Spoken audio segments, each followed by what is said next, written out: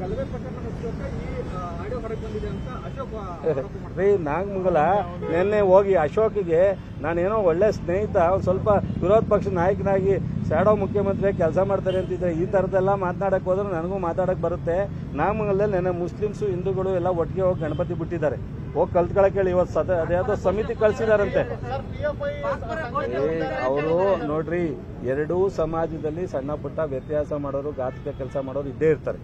ಈ ಥರದ್ದೆಲ್ಲ ಮಾಡೋರು ಎಲ್ಲೂ ಇಲ್ಲ ಅಂತ ಹೇಳಲ್ಲ ನಾವು.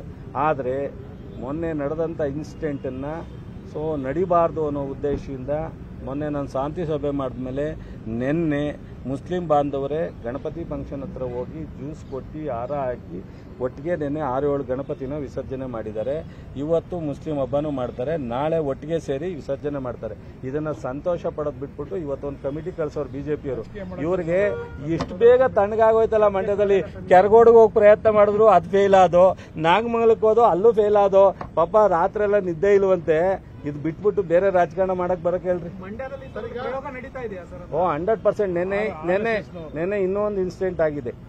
ಮಂಗಳೂರಿಂದ ಇಬ್ರು RSS ಬ್ಯಾಕ್ ಗ್ರೌಂಡ್ ಇರ್ತಕ್ಕಂಥ ವಿಪಿನ ಇರ್ತದ BHP ಹುಡುಗರು ಇಬ್ರು ಪಾಂಡವಪುರದಲ್ಲಿ ಬಂದು ಮೀಟಿಂಗ್ ಮಾಡಿದ್ದಾರೆ. ರಾತ್ರಿ 12:30 ಮೀಟಿಂಗ್ ಮಾಡಿ ಏನು ಅಲ್ಲಿ ಮಂಗಳೂರಿನಲ್ಲಿ ಒಂದು ಪೋಸ್ಟ್ ಮಾಡಿದ್ದಾರೆ.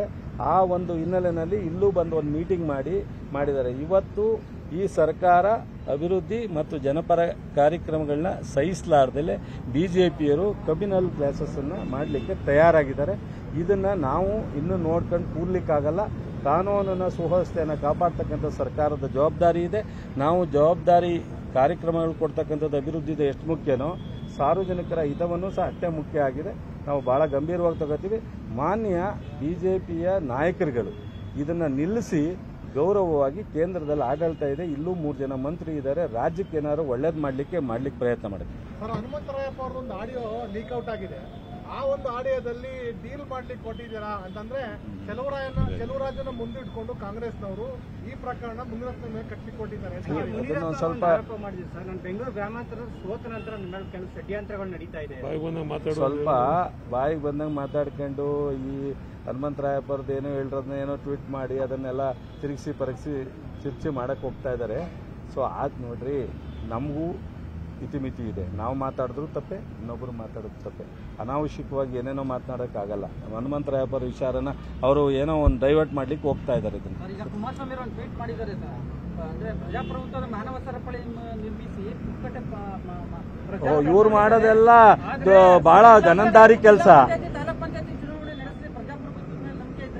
ಹೌದು, ಹಿಂದೆ ಇದ್ದಾಗ ಯಾಕೆ ಬಿಜೆಪಿ ಯಾಕೆ ನಡೆಸ್ತೀವಂತೆ? ಆಯ್ತಪ್ಪ, ನಾವು ಈಗ ಬಂದಿದ್ದೀವಿ 1.5 ವರ್ಷ. ಮಹಾನಗರ ಪಾಲಿಕೆ ಯಾಕೆ ಬಿಜೆಪಿ ನಡೆಸ್ತೀವಂತೆ? ಅವಾಗ ಏನ್ ಮಾಡ್ತೀರಂತೆ ಕುಮಾರಸ್ವಾಮಿ ಅವರು? ಬಿಜೆಪಿ ಸರ್ಕಾರ ಇದ್ದಂಗೆ ತಾನೇ ಜಿಲ್ಲಾ ಪಂಚಾಯತ್ ತಾಲೂಕ್ ಪಂಚಾಯತಿ ಹೋಗಿದ್ದು. ಅವಾಗ ಯಾಕೆ ಮಾಡ್ಲಿವಂತೆ? ಇವಾಗ ಅವ್ರು ಮಾಡಿರ್ತಕ್ಕಂಥ ಪ್ರಕ್ರಿಯೆಯನ್ನೇ ಕಂಟಿನ್ಯೂ ಆಗ್ತಾ ಇದೆ. ಅದು ಕೋರ್ಟಲ್ಲಿ ಇದೆ. ರಿಸರ್ವೇಷನ್ ಅವೆಲ್ಲ ಡಿಲಿಮಿಟೇಷನ್ ಎಲ್ಲ ಸೆಟ್ರೇಟ್ ಆಗ್ತಾ ಇರೋದು. ಅವಾಗ ಯಾಕೆ ಮಾಡ್ಲಿವಂತೆ ಅಂತ ನಮಗೆ ಗೊತ್ತಿಲ್ವಲ್ಲ. ಕುಮಾರಸ್ವಾಮಿ ಅವರಿಗೆ ಏನ್ ಮಾತಾಡ್ತಾರೆ ಅಂತ ಅವ್ರಿಗೆ ಗೊತ್ತಿಲ್ಲ. ಅವ್ರು ಯಾವಾಗ ಏನ್ ಮಾತಾಡ್ತಾರೆ, ಚನ್ನಪಟ್ಟಣ ವಿಚಾರ ನಾಗಮಂಗಲದಲ್ಲಿ ಮಾಡ್ತಾರೆ, ನಾಗಮಂಗಲದ ವಿಚಾರ ಮದ್ದೂರಲ್ಲಿ ಮಾತಾಡ್ತಾರೆ, ಏನೇನೋ ಮಾತಾಡ್ತಾರೆ. ಫಸ್ಟ್ ಮುನಿರತ್ನಕ್ಕೆ ರಿಯಾಕ್ಟ್ ಮಾಡಕ್ಕೆ ಹೇಳ್ರಿ. ಸ್ವಾಮೀಜಿ ಬಗ್ಗೆ ಇಷ್ಟೆಲ್ಲ ಕೆಟ್ಟದಾಗ ಮಾತಾಡಿದ್ರು, ಡಾಕ್ಯುಮೆಂಟ್ಸ್ ಹುಟ್ಟಾಕಿದ್ರು, ಹೆಣ್ಮಕ್ಳುಗಳನ್ನ ಸೀರೆ ಎಳೆದಿದ್ರು. ಇವತ್ತು ಬಂದು ಒಕ್ಕಲಿಗರ ಹೆಣ್ಮಕ್ಳನ್ನ ನಾನು ಅದನ್ನ ರಿಪೀಟ್ ಮಾಡ್ಲಿಕ್ಕೆ ನನ್ನ ಕೈಯಲ್ಲಿ ಆಗಲ್ಲ, ದಯಮಾಡಿ ನೋವಾಗುತ್ತೆ. ದಲಿತರ ಬಗ್ಗೆ ಲಘುವಾಗಿ ಮಾತನಾಡಿದ್ದಾರೆ.